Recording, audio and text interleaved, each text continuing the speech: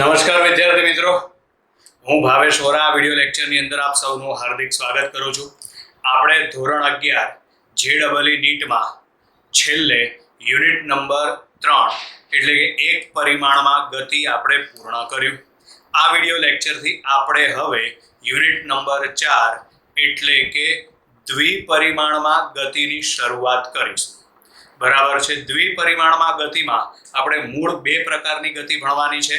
એમાં એક છે પ્રક્ષિપ્ત ગતિ અને બીજું આવશે નિયમિત વર્તુળમય ગતિ. બરાબર છે. આ બે વધારે ભણવાની છે. આની અંદર આપણે વેક્ટર ચોપડીની અંદર ટેક્સ્ટ બુક જોશો ને આપણે એનસીઈઆરટી તો એની અંદર વેક્ટર પોર્શન થોડો ઘણો આપેલો છે, પણ વેક્ટર પોર્શન આપણે તમને અગાઉ સેપરેટ જ આખો શીખવાડી દીધેલો છે. બરાબર. એટલે આપણે અહીંથી શરૂઆત ક્યાંથી કરવાની છે તો આ યુનિટની અંદર આપણે શરૂઆત કરવાની છે ડાયરેક્ટ પ્રક્ષિપ્ત ગતિથી.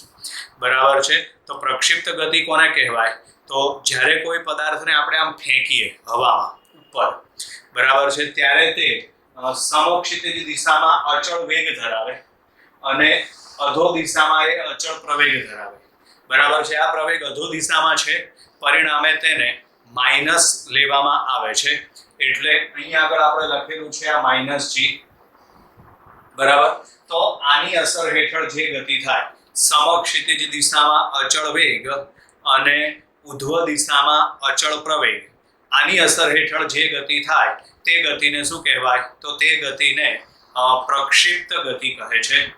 બરાબર છે. પ્રક્ષિપ્ત ગતિની અંદર શું યાદ રાખવાનું? સમક્ષિતિજ દિશામાં એનો વેગ અચળ અને ઉધ્વ દિશામાં એ કેવી ગતિ કરશે? પ્રવેગી ગતિ. આ વખતે ઉદ્ભવતો પ્રવેગ કઈ દિશામાં હશે? તો કે અધો દિશામાં નીચે તરફ, પરિણામે પ્રવેગને માઇનસ લેવામાં આવે છે. બરાબર છે. આવી ગતિને શું કહેવાય? તો આવી ગતિને પ્રક્ષિપ્ત ગતિ કહેવાય. બરાબર. પ્રક્ષિપ્ત ગતિના ઉદાહરણમાં ઘણા બધા ઉદાહરણ આવી શકે છે. બરાબર છે. જેમ કે એક બહુ સાદું ઉદાહરણ કે ક્રિકેટ મેચની રમતમાં જ્યારે બેટ્સમેન દડાને ફટકારે ત્યારે દડો હવામાં ઉછળે ત્યારે દડાની જે ગતિ છે એ પ્રક્ષિપ્ત ગતિ છે. જરૂરી નથી કે દરેક વખતે સિક્સર જ જાય, ઘણી વખત ખેલાડી કેચ આઉટ પણ થાય, પણ આ બધી જ ગતિ એ કઈ ગતિ કહેવાય? પ્રક્ષિપ્ત ગતિ કહેવાય. પછી ગોળા ફેંકની રમતમાં ગોળાની ગતિ એને પ્રક્ષિપ્ત ગતિ કહેવાય. બરાબર. બરછી ફેંકમાં બરછીની ગતિ એ પ્રક્ષિપ્ત ગતિ કહેવાય.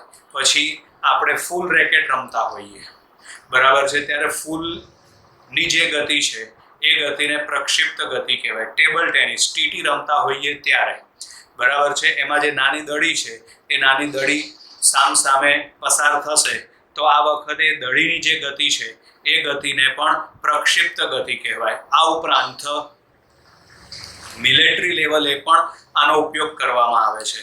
તોપમાંથી છોડવામાં આવતો ગોળો, બરાબર છે, તો એ તોપના ગોળાની જે ગતિ છે ને એ ગતિ પણ પ્રક્ષિપ્ત ગતિ જ છે.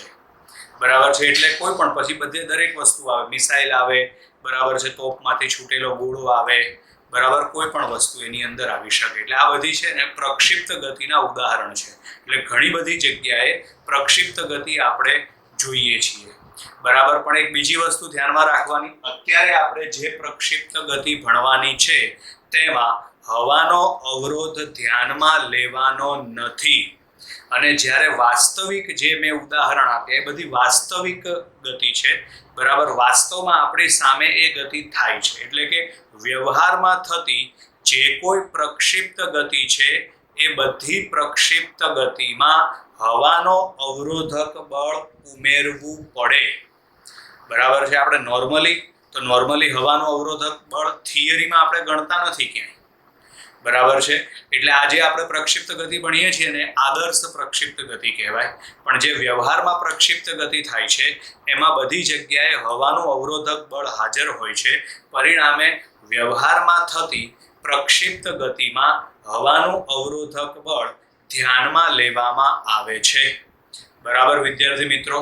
તો હવે અહીં આગળ પ્રક્ષિપ્ત ગતિને સમજવા માટે ધારો કે આપણે કોઈ પદાર્થને આ બિંદુએથી એટલે કે O બિંદુએથી પ્રક્ષિપ્ત કરીએ છીએ. ધારો કે આપણે કોઈ પદાર્થને O બિંદુએથી પ્રક્ષિપ્ત કરીએ છીએ. ઓ બિંદુ એટલે ઉગમ બિંદુથી પ્રક્ષિપ્ત કરીએ છીએ, પરિણામે એના યામ શું આવશે? તો એના યામ આવશે 0 0, એટલે x0 બરાબર 0 અને y0 બરાબર પણ 0. બરાબર, આ બધા સમીકરણ આપણે આ થિયરીમાં ભણી જ ગયા છીએ.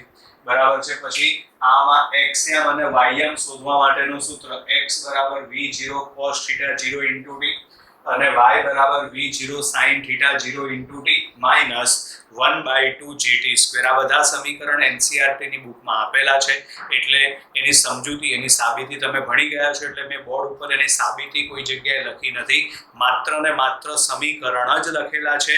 આ સમીકરણનો ઉપયોગ કરીને બીજા ઘણા બધા સમીકરણ આપણે મેળવવાના છે. આ સમીકરણોમાં અંદર વચ્ચેનો સંબંધ આપણે મેળવવાનો છે. બરાબર છે.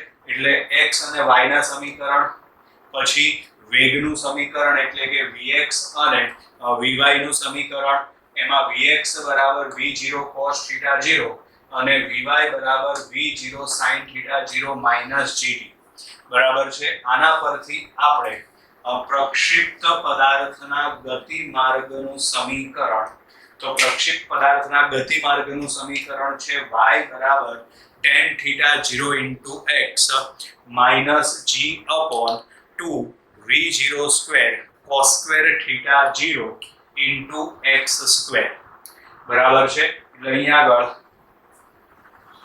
y બરાબર tan θ 0 into x minus g upon 2 v0 square cos square θ 0 into x square જે પ્રક્ષિપ્ત પદાર્થના ગતિમાર્ગનું સમીકરણ છે. આ સમીકરણ y બરાબર ax minus bx સ્ક્વેર જેવું છે. આ સમીકરણ પરવલયનું સમીકરણ છે. આથી કહી શકાય કે પ્રક્ષિપ્ત પદાર્થનો ગતિમાર્ગ પરવલય આકારનો હોય છે. પ્રક્ષિપ્ત પદાર્થનો ગતિમાર્ગ પરવલય આકારનો હોય છે. બરાબર છે. એટલે આ સમીકરણ y બરાબર ax bx સ્ક્વેર જેવું છે, જે પરવલયનું સમીકરણ છે.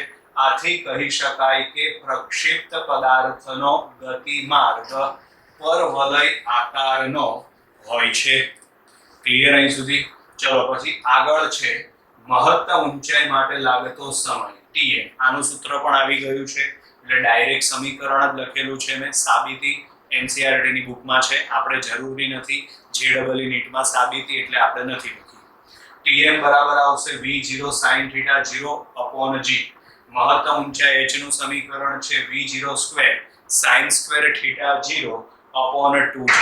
બરાબર છે. ઉડ્ડયન સમય એટલે તમે પ્રક્ષિપ્ત પદાર્થને અહીંથી ફેંકો છો અને પ્રક્ષિપ્ત પદાર્થ અહીં જમીન ઉપર પાછો આવશે. આ બિંદુએ જમીન ઉપર પાછો આવશે. તો અહીં જમીન ઉપર પાછો આવવા માટે જે સમય લાગે, જમીન પર પાછો આવવા માટે જે સમય લાગે તે સમયને શું કહેવાય? તો તે સમયને ઉડ્ડયન સમય કહેવાય.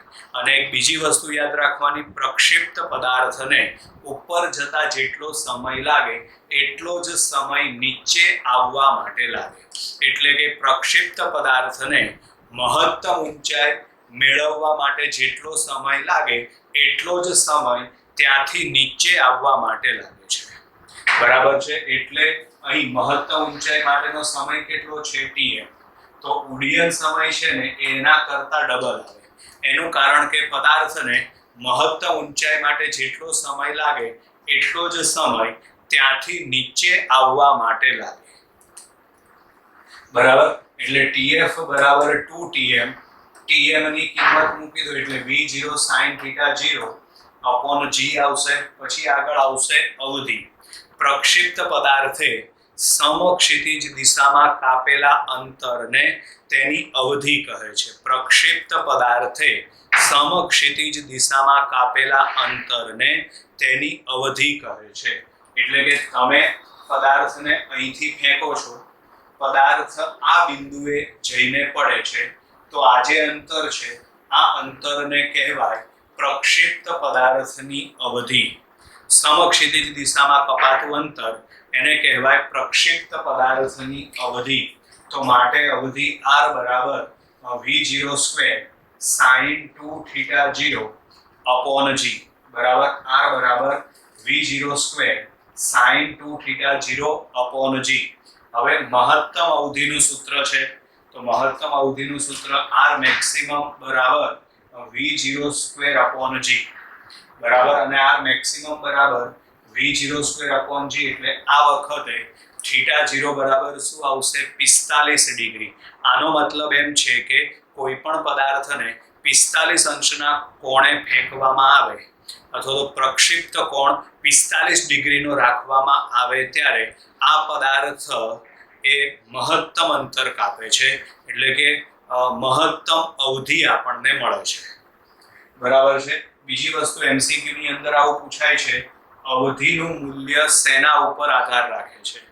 તો અવધિ આ સૂત્ર ઉપરથી વિચારો તો v0 એટલે પ્રારંભિક વેગ અને થીટા 0 એટલે કે પ્રક્ષિપ્ત કોણ ઉપર આધાર રાખે છે. અવધિ છે ને બે વસ્તુ ઉપર આધાર રાખે છે, એમાં એક આવશે પ્રારંભિક વેગ અને બીજું આવે પ્રક્ષિપ્ત કોણ પર આધાર રાખે છે. ત્યાર પછી આગળ છે મહત્તમ અવધિ.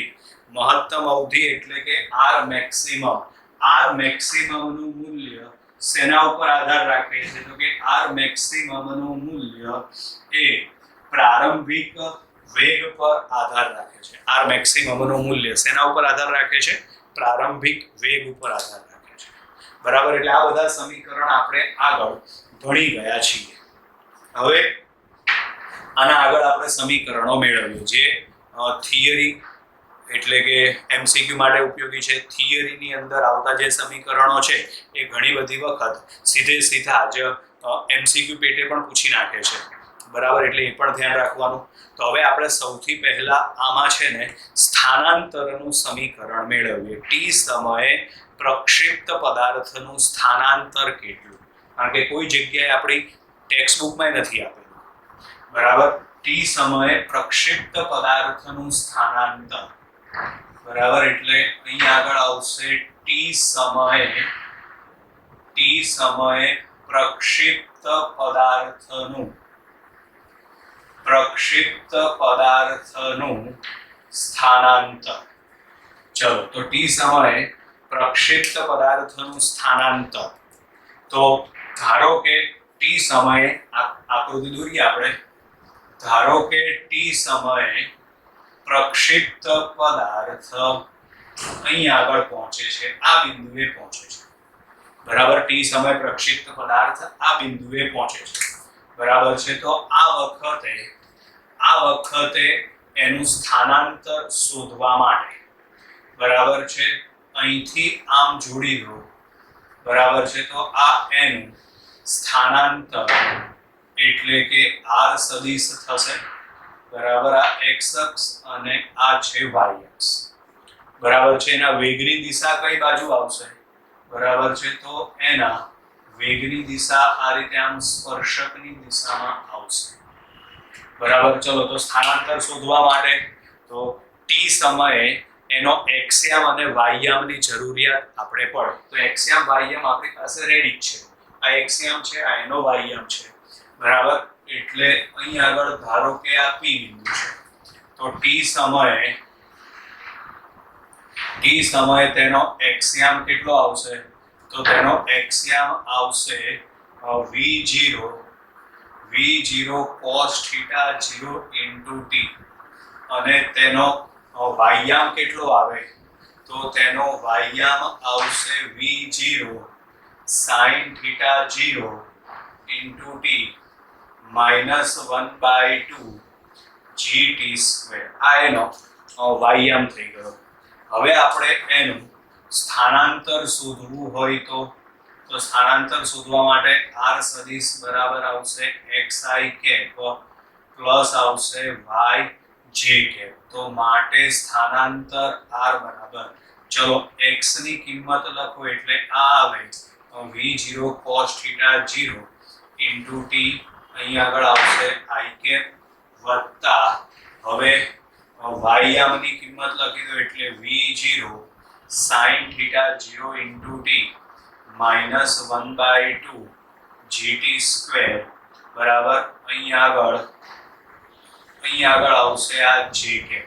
બરાબર, આ એનો એક્સયામ છે અને આ એનો વાયયામ છે. બરાબર. હવે આપણે એનું મૂલ્ય શોધી કાઢીએ. બરાબર છે. ચલો એનું મૂલ્ય શોધવા માટે તો r બરાબર સૂત્ર શું આવશે? તો r બરાબર આવશે વર્ગમૂળમાં x ઘટકનો વર્ગ વત્તા શું આવશે? y ઘટકનો વર્ગ. ચલો x ઘટકનો વર્ગ કરો એટલે આવશે v0 square cos square theta 0 into t square અને y યામનો વર્ગ કરો તો v0 sin theta 0 into t -1/2 gt square અને આખાનો વર્ગ આવશે. એટલે આનો તમે સાદું રૂપ આપો એટલે આપણને સ્થાનાંતરનું મૂલ્ય મળી જાય. કોઈ પણ t સમયે પ્રક્ષિપ્ત પદાર્થે કરેલું સ્થાનાંતર મળી જાય.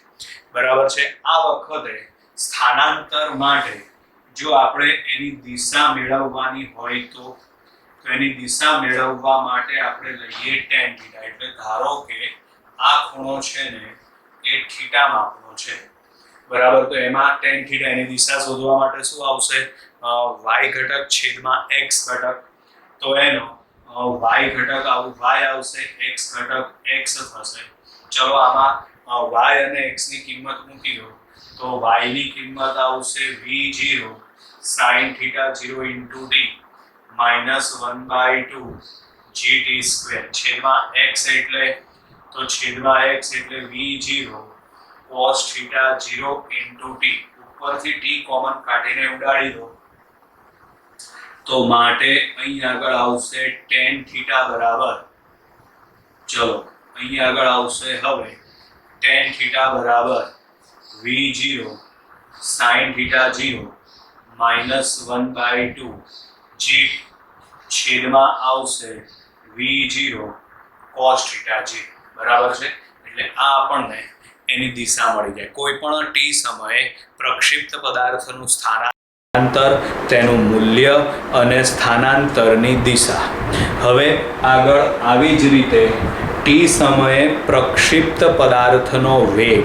બરાબર. એક વસ્તુ બીજી ધ્યાનમાં રાખજો, બહુ જ અગત્યની વસ્તુ છે. મોટા ભાગના વિદ્યાર્થી આમાં ભૂલ કરે છે. બરાબર. તમને એવું પૂછવામાં આવે કે પ્રક્ષિપ્ત ગતિ દરમિયાન મહત્તમ ઊંચાઈએ પદાર્થનો વેગ કેટલો? તો મહત્તમ ઊંચાઈએ પદાર્થનો વેગ આવશે v0 cos થીટા 0. મોટા ભાગના વિદ્યાર્થી છે ને 0 લખે છે આમાં. આ ખોટી વસ્તુ છે. પ્રક્ષિપ્ત ગતિ દરમિયાન પ્રક્ષિપ્ત પદાર્થનો મહત્તમ ઊંચાઈએ વેગ કેટલો આવે? તો મહત્તમ ઊંચાઈએ વેગ આવશે v0 cos થીટા 0. બરાબર. એટલે અહીં આગળ આપણે આ રીતે અલગ કરીને લખી નાખીએ કે ભાઈ મહત્તમ ઊંચાઈએ પ્રક્ષિપ્ત પદાર્થનો વેગ કેટલો આવશે? તો આવશે v0 cos થીટા 0. બરાબર. શૂન્ય નહીં આવે. મહત્તમ ઊંચાઈએ પ્રક્ષિપ્ત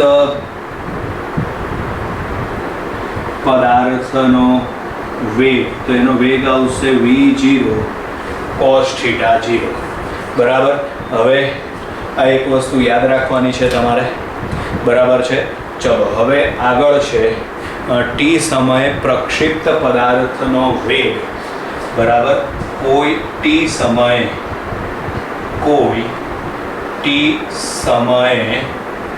પ્રક્ષિપ્ત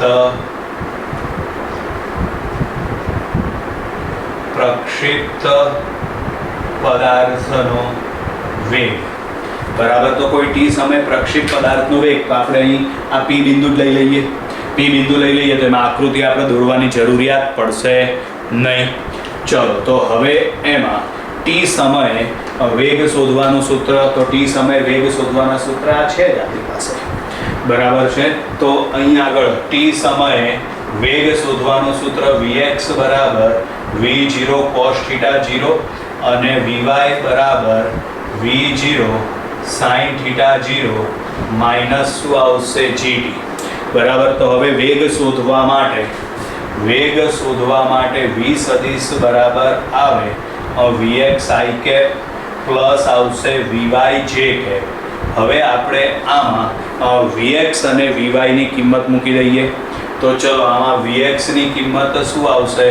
તો Vx ની કિંમત આવે V0 cos θ 0 I cap અને Vy ની કિંમત શું આવશે?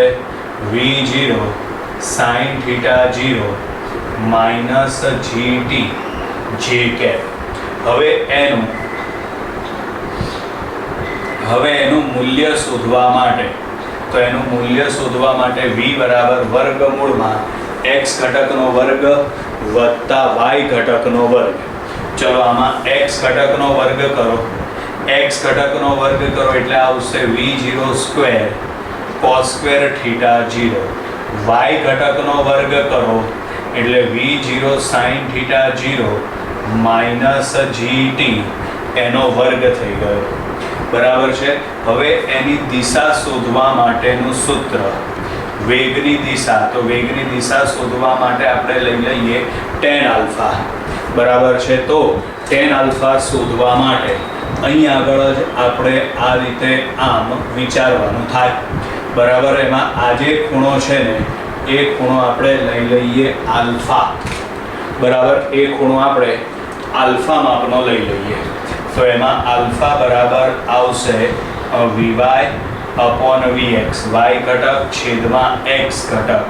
તો માટે tan આલ્ફા બરાબર ચલો Vy એટલે y ઘટક આવશે V0 sin θ 0 માઇનસ GT અને Vx બરાબર આવે V0 cos θ 0. એટલે આના ઉપરથી આપણને વેગની દિશા પણ મળી જશે. આમાં આપણે બે વસ્તુ મેળવી, કોઈ પણ t સમયે પ્રક્ષિપ્ત પદાર્થનું સ્થાનાંતર અને કોઈ પણ t સમયે પ્રક્ષિપ્ત પદાર્થનો વેગ. હવે કોઈ પણ t સમયે પ્રક્ષિપ્ત પદાર્થનું વેગમાન પૂછાય તો વેગમાન પૂછાય ને તો શું કરવાનું? વેગમાન p સદિશ બરાબર શું આવશે? mv સદિશ. તો વેગમાન પૂછાયું હોય ને તો આમાં બધી જગ્યાએ તમારે m વડે ગુણી નાખવાના એટલે વેગમાન થઈ જાય. બરાબર છે. અહીં આગળ બંને બાજુ m વડે ગુણી નાખો, અહીં બંને બાજુ m વડે ગુણો, પણ અહીં m વડે ગુણો તો આ કૌંસ કરવાનો. એટલે કૌંસ કરી પછી આ બાજુ m વડે ગુણવાના, કારણ કે અહીં માઇનસ GT છે એટલા માટે. બરાબર છે. પછી એ પ્રમાણે આમાં થોડા ફેરફાર કરી નાખવાના એટલે t સમયે આપણને પ્રક્ષિપ્ત પદાર્થનું વેગમાન મળી જશે. ત્રણ વસ્તુ આપણે આની અંદર અત્યારે ભણ્યા: સ્થાનાંતર, વેગ અને વેગમાન. બરાબર છે. હવે વેગમાં થતો ફેરફાર અને વેગમાનમાં થતો ફેરફાર બરાબર છે એ હવે પછીના વિડીયોની અંદર આવશે. અત્યારે બાય બાય વિદ્યાર્થી મિત્રો.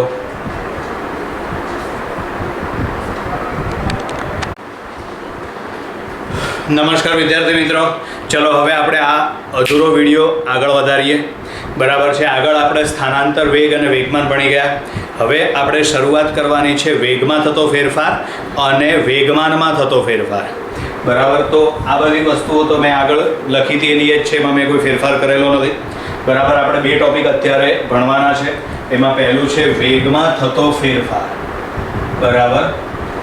એક છે આમાં વેગમાં થતો ફેરફાર. ચલો, જો આપણે વેગમાં થતો ફેરફાર શોધવો હોય તો એમાં ઘણા બધા કેસ આવી શકે, પણ મેઇનલી આપણે બે કેસ ભણવાના છે. મહત્તમ ઊંચાઈએ પહોંચે ત્યારે વેગમાં થતો ફેરફાર અને જ્યારે જમીન ઉપર પાછો આવે ને ત્યારે વેગમાં થતો ફેરફાર. બરાબર છે. તો આપણે સૌથી પહેલાં મહત્તમ ઊંચાઈ માટે ગણતરી કરી નાખીએ. ચલો, તો અહીંયા આગળ પ્રક્ષિપ્ત પદાર્થને જ્યારે ફેંકવામાં આવે ત્યારે બરાબર છે, એટલે આ રીતે આપણે વિચારીએ તો એનો પ્રારંભિક વેગ કેટલો થાય. બરાબર. તો આ પ્રમાણે એના ઘટકો લઈને વિચારો. તો આ વખતે પ્રારંભિક વેગ કોના માટે આપણે ગણતરી કરવાની છે? તો કે મહત્તમ ઊંચાઈ સુધીમાં વેગમાં થતો ફેરફાર.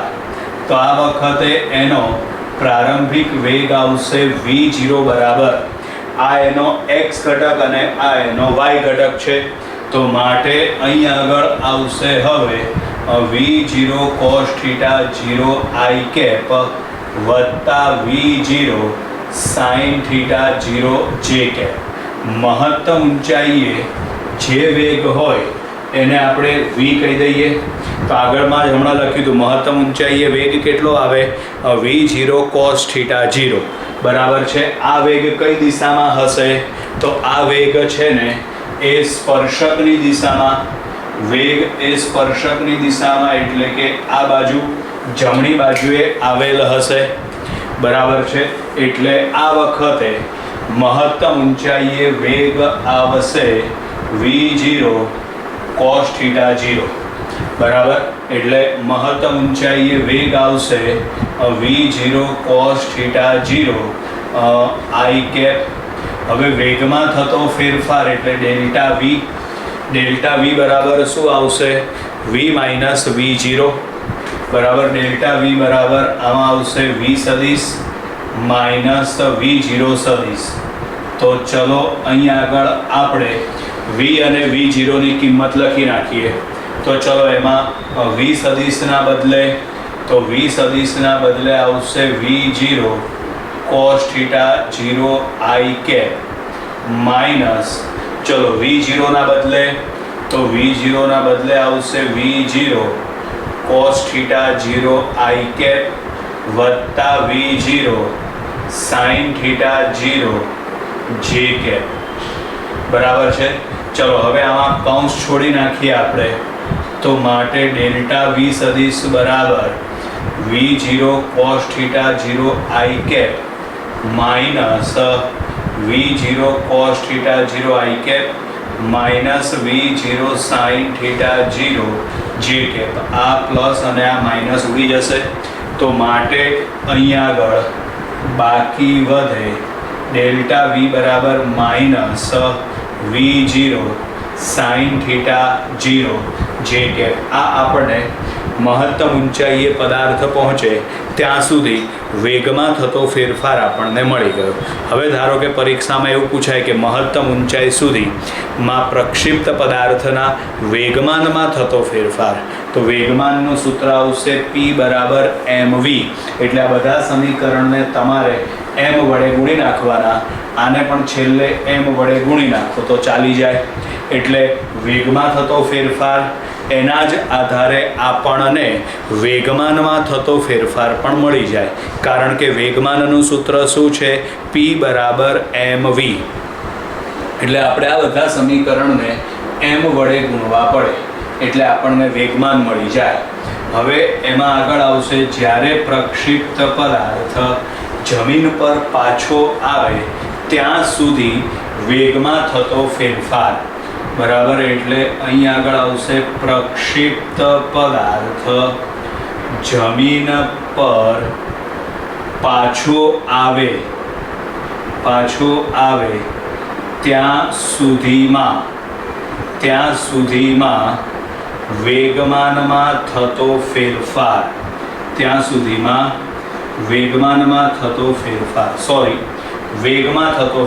પછી વેગમાન.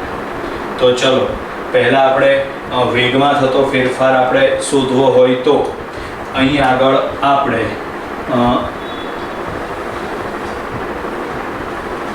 આકૃતિ દોરી દઈએ. આ એક્સ અક્ષ છે અને આ વાય અક્ષ છે બરાબર છે. આપણે પ્રક્ષિપ્ત પદાર્થને અહીંથી ફેંકીએ છીએ આ રીતે, આમ તે અહીં પાછો આવે છે બરાબર. તો આ વખતે તેનો વેગ કઈ દિશામાં, તો આ વખતે તેનો વેગ આ રીતે આમ સ્પર્શકની દિશામાં એનો વેગ એટલે આ v0 સદિશ થશે બરાબર છે. આ ખૂણો છે એ θ0 માપનો છે.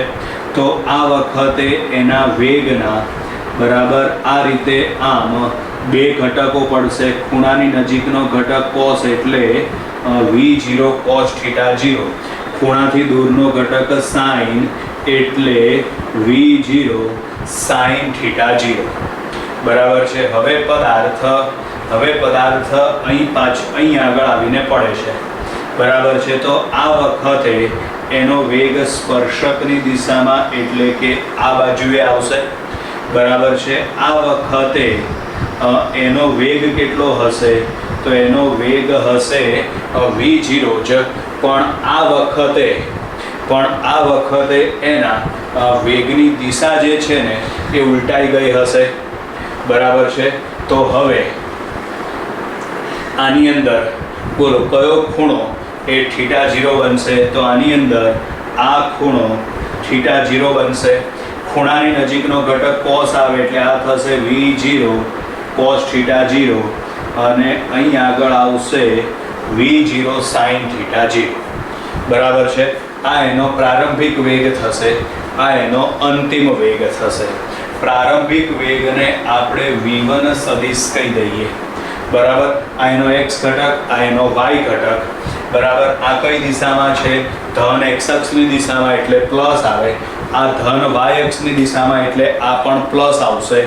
તો માટે v1 બરાબર આમાં લખાય v0 cos θ0 i કેપ વત્તા v0 sin θ0 j કેપ. એવી જ રીતે v2 એટલે એનો અંતિમ વેગ થશે. તો આ વખતે પણ એના બે ઘટકો પડશે. એમાં આવશે v0 cos θ0 જે કઈ દિશામાં છે? તો જે ધન x અક્ષની દિશામાં છે, અને v0 sin θ0 જે નીચે તરફ એટલે કે ઋણ y અક્ષની દિશામાં છે, બરાબર. એટલે અહીં આગળ આવશે v0 cos θ0 i કેપ ધન x અક્ષની દિશામાં, આ છે ઋણ y અક્ષની દિશામાં, એટલે એમાં આવશે minus v0 sin θ0 j cap. હવે વેગમાં થતો ફેરફાર, ચલો તો વેગમાં થતો ફેરફાર શોધવા માટે ડેલ્ટા v સદિશ બરાબર શું આવશે? v2 સદિશ માઇનસ v1 સદિશ, બરાબર. ચલો એમાં v2 બરાબર, તો v2 બરાબર આવશે v0 cos θ0 i cap minus v0 sin θ0 j cap. Minus v1 છે એટલે આમાં બંને નિશાની બદલાઈ જશે, એટલે minus v0 cos θ0 i cap minus v0 sin θ0 જે કેપ. આ પ્લસ છે, આ માઇનસ છે, ઉડી જશે. તો માટે અહીંયા આગળ ડેલ્ટા v બરાબર શું થાય? v0 sin θ0 j cap v0 sin θ0 j cap, એટલે આમાં આવશે minus 2 v0 sin θ0 j cap. એટલે આ આપણને વેગમાં થતો ફેરફાર મળી ગયો, બરાબર. ક્યારે મળ્યો? તો કે પ્રક્ષિપ્ત પદાર્થ જમીન પર પાછો આવે ને ત્યાં સુધી વેગમાં થતો ફેરફાર. આવી જ રીતે જો વેગમાનમાં થતો ફેરફાર પૂછાય તો વેગમાનમાં થતો ફેરફાર પૂછાયો હોય ને તો આને તમારે m વડે ગુણી કાઢવાના, એટલે આપણને વેગમાનમાં થતો ફેરફાર મળી જાય, બરાબર. આ ઉપરાંત પછી આમાં છે ને ઘણી વખત કોણીય વેગમાન પણ પૂછાય છે, બરાબર. મહત્તમ ઊંચાઈ માટે કોણીય વેગમાન શોધો. તો આપણે કોણીય વેગમાન માટેનું સૂત્ર રોટેશનલ મોશન એટલે કે ચાક ગતિની અંદર આવશે, બરાબર. એમાં કોણીય વેગમાન L બરાબર સૂત્ર શું આવશે? mvr. આપણે મહત્તમ ઊંચાઈ માટે ગણતરી કરવાની છે. તો આ વખતે અહીંયા આગળ જ આકૃતિ દોરી નાખીએ છીએ, બરાબર.